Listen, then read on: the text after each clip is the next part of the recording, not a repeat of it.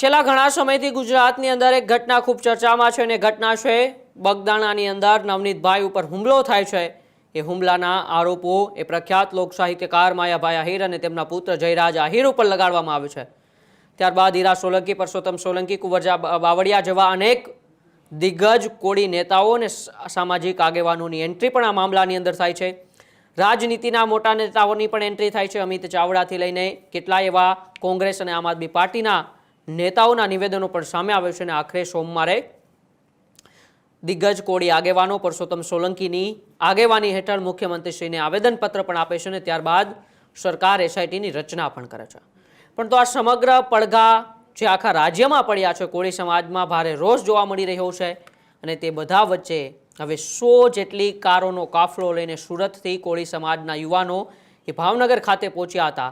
નવનીતભાઈ પર માર મારવાના મામલે કોળી સમાજ આક્રમક મૂડમાં જોવા મળી રહ્યો છે અને સુરતના કોળી સમાજના આગેવાનો જ્યારે ભાવનગર પહોંચ્યા હતા, શૈલેષભાઈ મેર અને ઋષિ ભારતી બાપુ પણ ભાવનગર પહોંચ્યા હતા અને આડકતરી રીતે ઋષિ ભારતી બાપુએ સરકાર પર પ્રહાર પણ કર્યા હતા। હિન્દુત્વને લઈને પણ ઘણી વાતો કરી હતી। કેમ ઋષિ ભારતી બાપુએ સરકાર પર આડકતરી રીતે પ્રહારો કર્યા અને હિન્દુત્વને લઈને ઋષિ ભારતી બાપુએ શું કીધું, આજે આપણે તેની વાત કરવી છે। બગદાણાની બબાલના ઘેરા પડઘા સમગ્ર રાજ્યમાં પડી રહ્યા છે ત્યારે ફરી એક વખત હવે બગદાણાની બબાલ ચર્ચામાં આવી છે।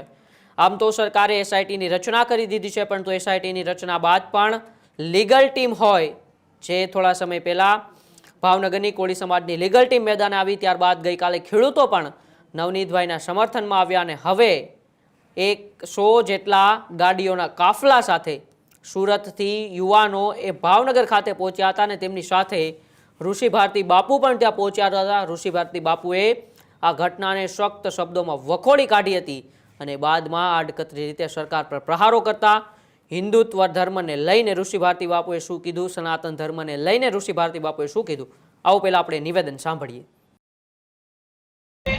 ઓબીસી સમાજમાં ભવિષ્યમાં સમાજના હું તો સંતોના એવા આશીર્વાદ અમે આપીએ કે ભવિષ્યમાં કોળી સીએમ પેદા કરે।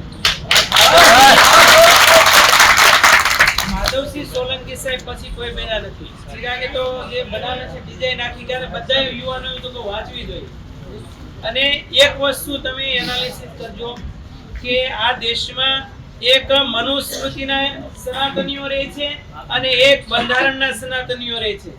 આખી જે ગેમ આલે છે ઉપલા લેવલની ગેમ જો તમે સમજી જાવ ને તો ખ્યાલ આવે। 5000 વર્ષ પૂર્વે શુદ્રના નામે ગુલામ બનાવવામાં આવ્યા અને અત્યારે 15% લોકોના હાથમાં સત્તા ઉપર બધી જેટલા ક્ષેત્રો છે એમાં સત્તા ભાગીદારી 15% લોકોની છે, 85% લોકો ગુલામી ભોગવે છે। આ લડાઈ આખરે 85 વર્સિસ 15 ની છે। આ બધી નાની નાની મેટ્રો છે એટલું યાદ રાખજો।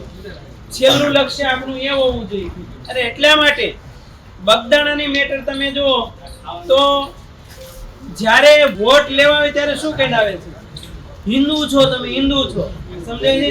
પછી નોટ જોતી હોય તો નોટ દાન લેવા આવે ને XYZ જે સંસ્થા હોય તે, ત્યારે પણ તમે હિન્દુ છો।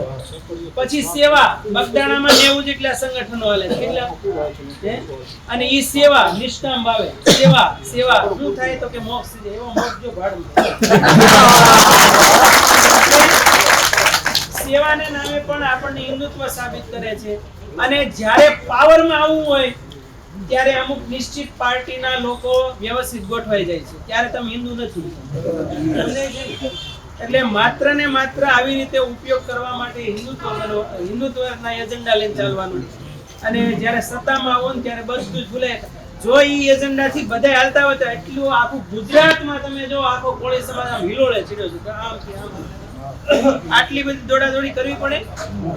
એટલા માટે આપણી સાથે જે બગદાણાની મેટર છે એના નામે પણ તમે બીજી મેટ્રો ક્યાંથી થાય છે, ક્યાંથી આખી કેમ રચાય છે, એનું એપિસેન્ટર શું છે એનો ખ્યાલ દરેક સમસ્ત કોળી ઠાકોર સમાજના ભાઈ બહેનોનો હોવો જ રહ્યો અને એટલા માટે ટોટલ અવેરનેસ અને ટોટલ યુનિટી બે કામ જો સિદ્ધ થયા, સંગે શક્તિ કલો યુગે અને જેમ વિવેકાનંદ કહેતા કે ઉત્તિષ્ઠત જાગ્રત પ્રાપ્ય વરા નિબોધત, જો આ બે કાર્યો સિદ્ધ થયા, હમણાં જેમ ચિરાગે કીધું ગામડામાં ચેન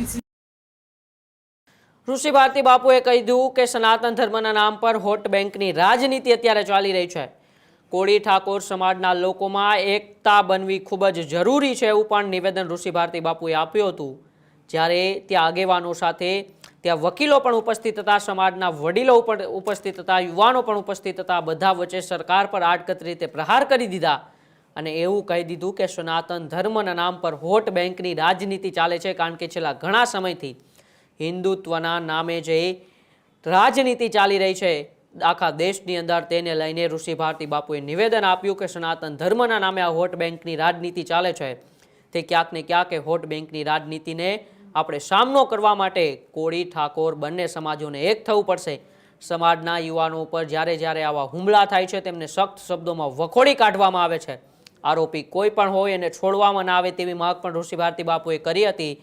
તો સાથે સાથે પોલીસની કામગીરી પર પણ કેટલાક સવાલો ઉઠાવ્યા હતા કે શું આ કેસની અંદર નિષ્પક્ષ તપાસ નથી થઈ કે શું, એવી પણ વાત અત્યારે સામે આવી રહી છે. પરંતુ ઋષિ ભારતી બાપુએ આડકતરી રીતે સરકાર ઉપર જે પ્રહારો કર્યા છે, કારણ કે હિન્દુત્વના નામે, સનાતન ધર્મના નામે રાજનીતિ છેલ્લા કેટલાય સમયથી જે રાજ્યની અંદર ચાલી રહી છે તેને લઈને હવે જ્યારે બગદાણાની બબાલમાં નવો ગરમાવો આવ્યો છે ને ગરમાવો ઋષિ ભારતી બાપુના એ સનાતન ધર્મ હિન્દુત્વને લઈને સરકાર પર જે આડકતરી રીતે પ્રહારો કર્યા છે તેને લઈને આવ્યા છે.